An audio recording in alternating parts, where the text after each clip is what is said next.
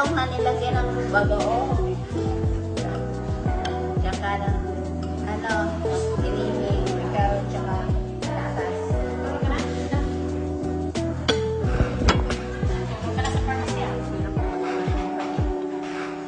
Ang dalo. Ipumasa ko ni mama na. Amda!